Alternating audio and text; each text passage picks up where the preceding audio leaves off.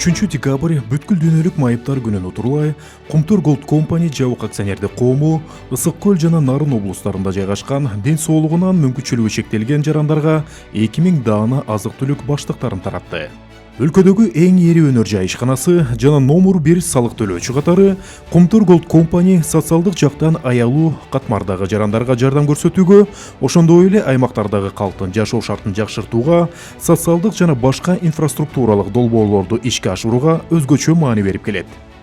Бүгүнкү күндө мына эл аралык ден соолук мүмкүнчүлүктөрү чектелген адамдардын күнүнө карата бүгүнкү күндө мына Кумтөр ишканасынын салтка айланган кайрымдуулук иш чарасын өткөзүп жатабыз.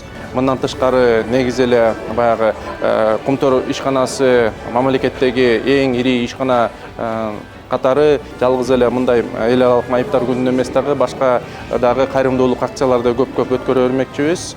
Кумтөр ишканасы жыл сайын колдоо көргөзүп келет. Бүгүнкү 3 декабрь менен эле токтолуп калбайт. Алардыкы биз кандай кат жазып кайрылбайлык биздин мүмкүнчүлүгү чектелген балдарыбызга, биздин томолой жетим балдарыбызга, шаарыбызда 40 томолой жетим балдар бар.